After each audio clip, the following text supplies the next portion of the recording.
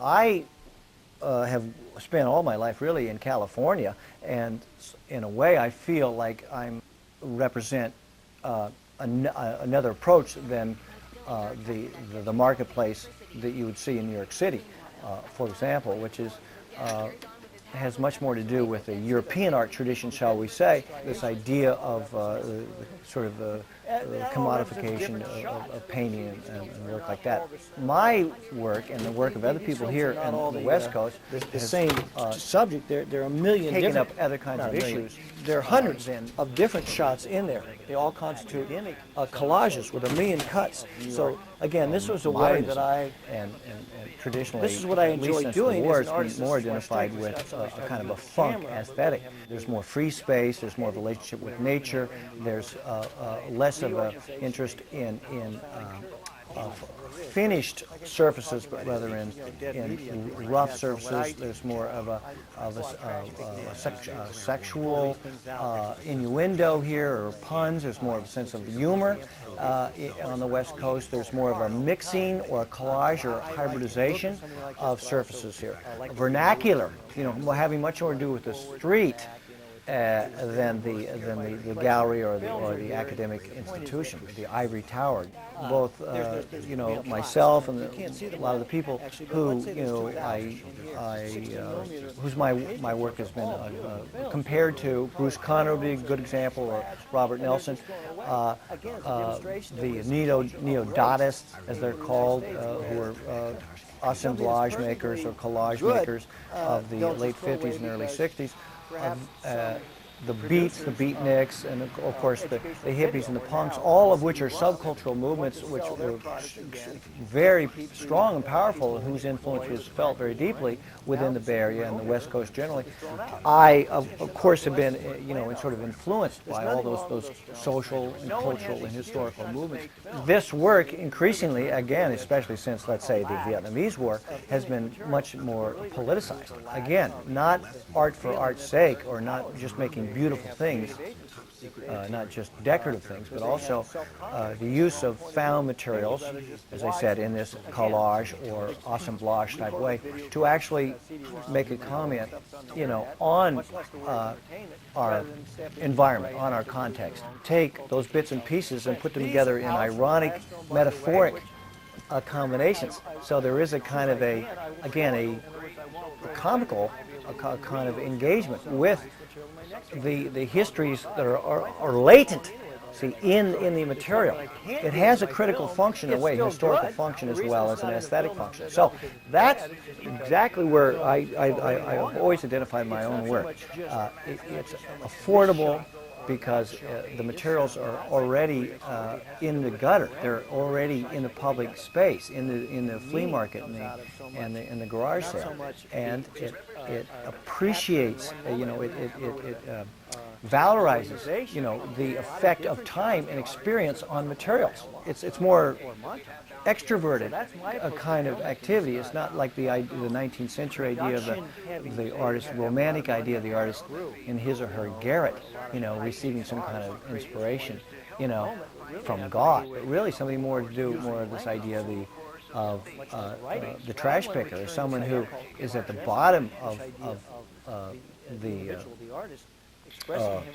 commercial, the culture of mobilization of sounds and images, much like an essayist uses words. It's not like so much an issue of original footage or original language. It really has to do with how the words or how the pictures are put together. So no, of course I don't throw those pictures away. I don't throw those words away. In the next essay I write, I'll be using the same word. In other words, by using my own sense of film grammar to actually take that thrown away piece and then turn it into something that's really beautiful. There's something alchemical about this. Well, we live in an era of tremendous technological change, in the arts, and it seems to me particularly here, in San Francisco and the Bay Area, so close to Silicon Valley, there's, a tremendous push, one could say hype almost, to promote all the new digital technologies, and I think that's just wonderful.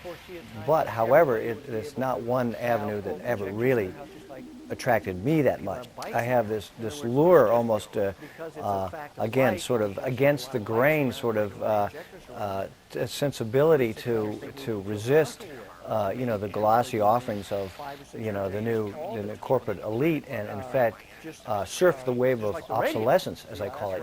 Take advantage of all the older media platforms, which are now readily available for pennies. Even analog video is very cheap now, and 16 millimeter for sure, Super 8, vinyl, 8-track tapes, audio cassettes. Instead of throwing myself head first, into the sort of overpriced and the sort of advertising-driven landscape of new media, I prefer to go back, sort of dig down, into the underground, so to speak, and dumpster dive and take advantage of those, techniques, those machines, that technology, which is more accessible, more funky, more personal, more hands-on, and has, to me, a more of an appealing quality, a charming quality. You don't have to have necessarily a computer or a whole studio to work with hand-processed film or found film. This idea of dead media is more of this kind of perverse attraction towards funky old machines. You can get your hands on them. You can intervene in them. You can be more creative with them, and they're accessible. Again, it's this resistance to the lure of the marketplace and to novelty, and instead a question of ingenuity, of using the material that's available. Do it yourself with what's available, what's thrown out, the trash, the detritus, the flotsam and the jetsam. Not only in terms of the machines you use, but also the content. Sort of working through contemporary history, just as the history of the 20th century, and trying to reread it in a way, and draw an alternative history out of that, and try to, what I call it, jujitsu, sort of using the weight of the enemy against himself. So by taking the news films, the industrial films, the educational films made by the corporations themselves, and then reprojecting a new meaning onto them, it sort of gives you kind of a perverse satisfaction in a way, and also allows you a little redress, like I say, to tell a story, a little bit closer to the truth. My projects have always had that double edge. In the last film, Spectres of the Spectrum was really about these, media outlaws who do try to create an area of resistance, using, older forms of media, a homage and a tribute to older forms, generally mid-century educational films and industrial films, which I grew up on and which I love because of the funky, sort of campy quality, but it's not just kitsch, it's not just a retread, it's not just a nostalgic walk down memory lane. It's also an effort to dissect and analyze, see, and as I said, try to get a critical sense of perspective on how certain ideas propagated through the U.S. Culture, and so it's kind of an ideological sort of analysis and exercise. See, technology for me is not the issue. It just has to do with application and uses. Digital is here. I'm not a Luddite. I wouldn't want to put my head in the sand and ignore it. But what I'm worried about, and what I would warn my students about, is like I say, this exercise in technology just to see what it can do. Getting access to the web and doing nothing with it. Is sort of the absorption. I guess the word I use is assimilation. Assimilation into this world where there's a lot of information out there, but you're rendered more powerless. It's so vast, it's so big. Is well, what about human agency and the ability to actually creatively take the material and rework it and impose a particular point of view and be critical and be ingenious and make an intervention and be creative. So the technology in itself can be a tool and a platform. It can certainly facilitate human creativity and agency and intercourse, but it often is not. And it seems to me that there is this increasing emphasis just on the technology as a panacea, and it's certainly not the case. So that's why this idea of hacking or jamming is so interesting to me, because it just seems to me the natural response, the healthy response to any, again, citizen, be he or she an artist or an activist or just someone who wants to revitalize the social life, of a city or town. Well, the only way to really open up this space, it seems to me, that sometimes there has to be violations of the law. I'm not saying that that's necessarily a good thing to violate the law, but I'm saying it seems to me a kind of a symbolic act. I called my film that I made in '95 Sonic Outlaws. I actually literally, put it into the title as to say, well, this is a civil, it's kind of a step towards civil disobedience. It's an